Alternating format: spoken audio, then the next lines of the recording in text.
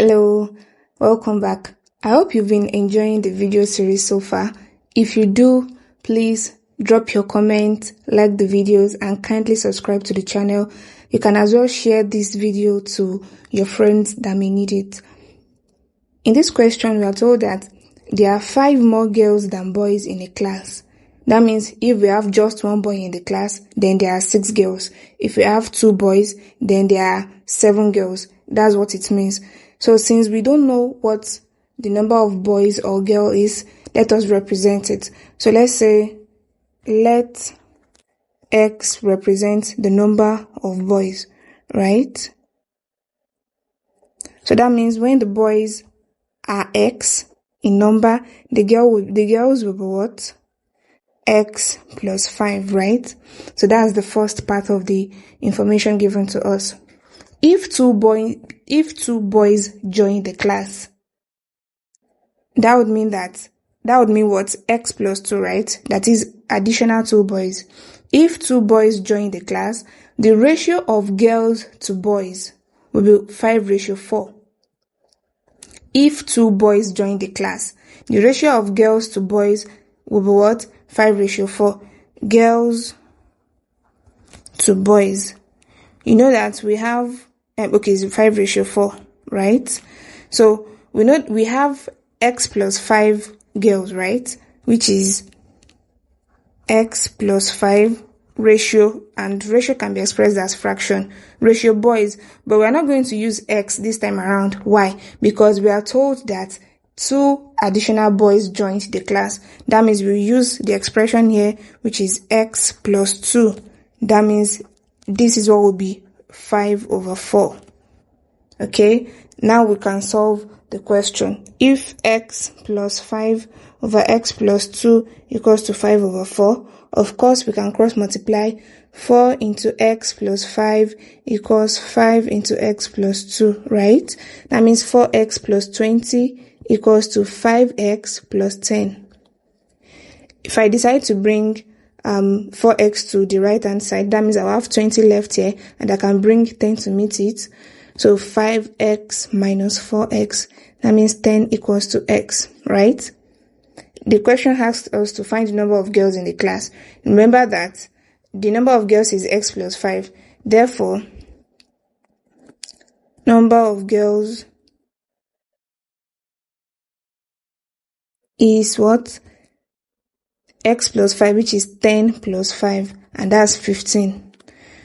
The second part says total number of pupils in the class, which is number of boys plus girls, right? Which is 10 plus 15. That means we have 25 pupils in that class. Now, lastly, what is the probability of selecting a boy as the class prefect? Well, that's quite easy. It is going to simply be the number of boys in the class divided by the total number of students.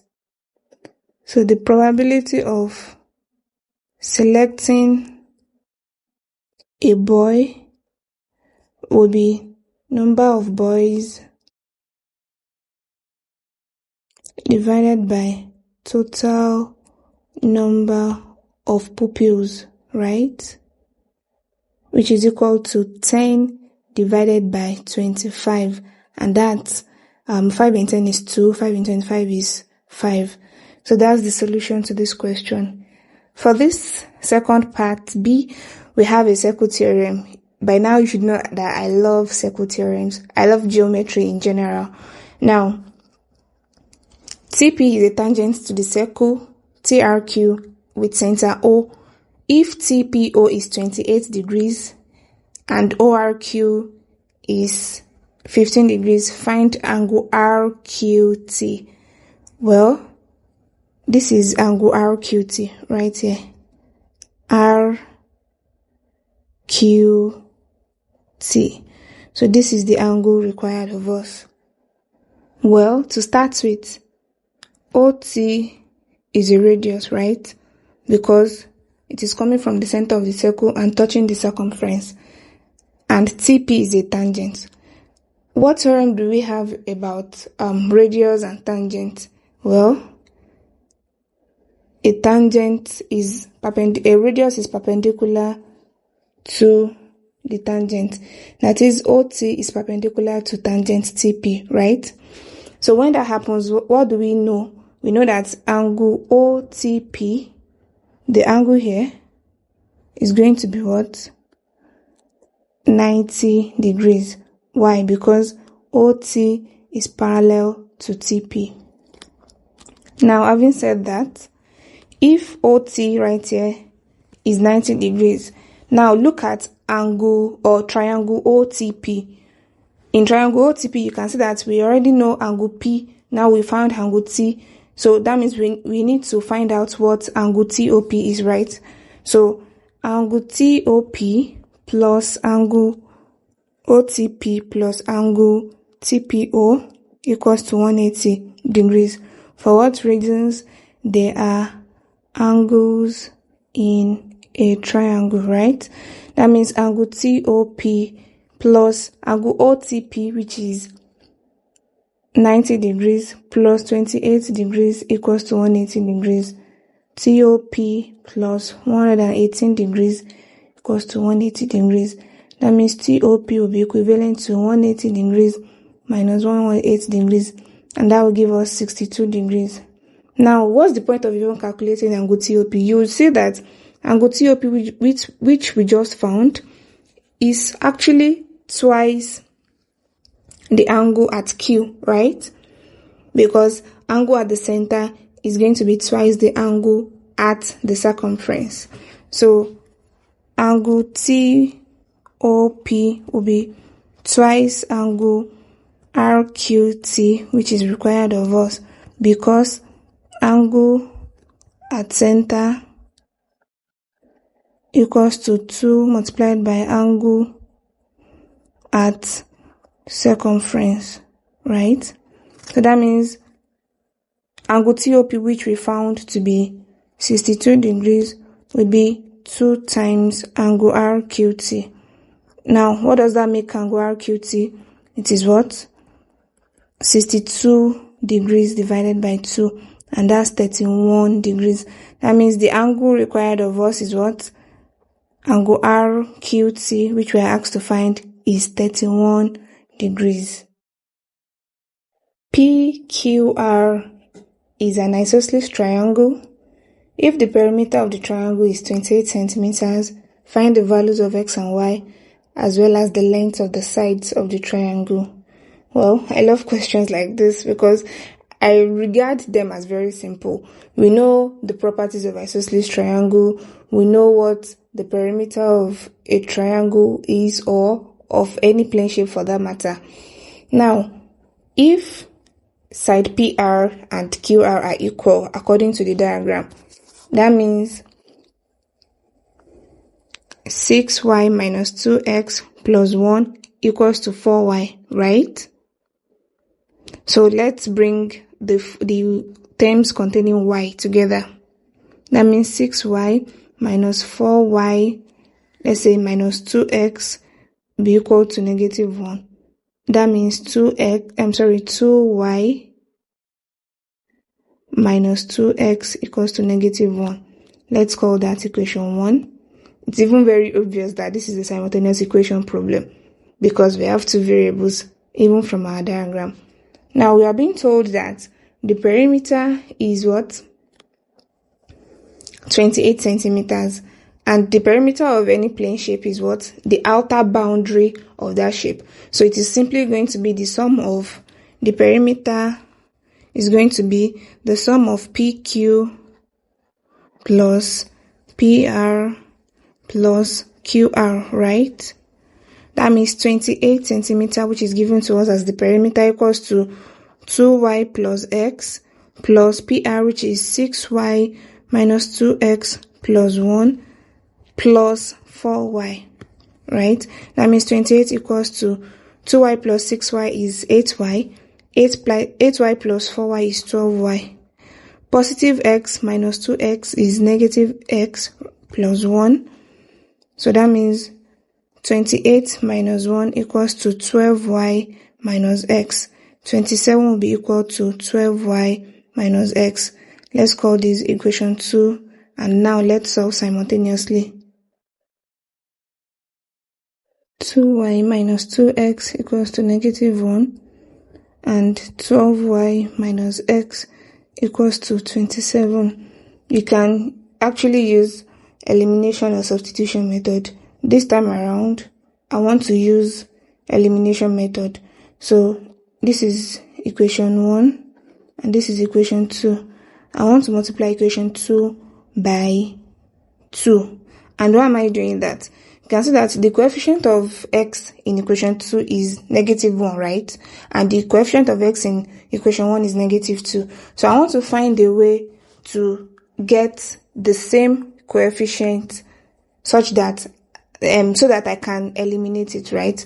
So if I say equation 2 multiplied by 2, that means I will have 2 times 12y is 24y minus 2x equals to 54. So that means, let's call this equation 3. Now I have to solve equation 1, which is 2y minus 2x equals to -1, and equation 3 simultaneously, 24y minus 2x equals to 54. And if I'm to do that, I actually have to subtract. And why are we subtracting? Because we have the same coefficient of x, which is -2 and -2. So since this is equation 1, this is equation 2, I can say that I want to take away, in fact, I can even remove equation 2 from equation 1. I'll just have lots of negatives, right? So let's say this first equation minus the whole of this second equation. So 2y minus 24y will give us minus 22y, right? Then minus 2x minus -2x is 0, because minus 2x minus -2x will give us minus 2x plus 2x, which is 0. So that means we've been able to eliminate 2x. Then minus 1 minus 54 is -55. So minus 22y equals to minus 55. If we divide both sides by the coefficient of y, which is minus 22, we are going to get this minus is going to cancel this minus. 11 in 5 is 5, 11 in 22 is 2. That means y equals to 2.5, right? So we can use any of the equations to find the value of x. So using, for example, equation 2 here, 12y minus x is 27. That means 12 into 5/2, which is the value of y, minus x equals to 27, right? So 2 here 1, 2 here 6. That means 30 minus x equals to 27. X is simply the difference between 30 and 27, which is 3, right? So that means x is 3, y is 2.5. But that's not the end of the solution, because we are asked to find the length of the side of the triangle. Well, side PQ, which is 2y plus x, will be what? 2 times 5/2 plus 3, which is 5 plus 3, which is 8 centimeters. So PQ is 8 centimeters. Then PR, which is 6y minus 2x plus 1, will be equal to 6 into 5/2 minus 2 times 3 plus 1, which is 15 minus 6 plus 1, that's 10 centimeters. Definitely our QR is also going to be 10 centimeters because it is equivalent to side PR. So QR equals to 4y, which is 4 times 5/2, and that's of course 10 centimeters. Now, in questions like this, in fact, I love algebraic equations or algebraic word problems. Reason being that after you get your answer, you can actually confirm if you are wrong. So in this case, if after calculating for x and y, and now that you substituted it, you realize that side PR and QR are not the same, that means you've made a mistake somewhere, probably where you were adding or multiplying or subtracting. So the mistake can actually be a very small thing, and you just have to trace it back, right? Another way to confirm our answer in this question in particular is adding the sides together. 10 plus 10 is 20, 20 plus 8 is 28, which is the value of the perimeter given to us. So some other things that you can actually use to check if you've not made any error is if you are getting a negative value. Say for example, after substituting your x and y into the equation, you now got a negative value, and that's not possible because you cannot get a negative value as the side of a triangle, right? So those are a few ways you can check for your answer. So that means the sides of the triangle are what? PQ is 8 centimeters, then PR is the same thing as QR, which is 10 centimeters.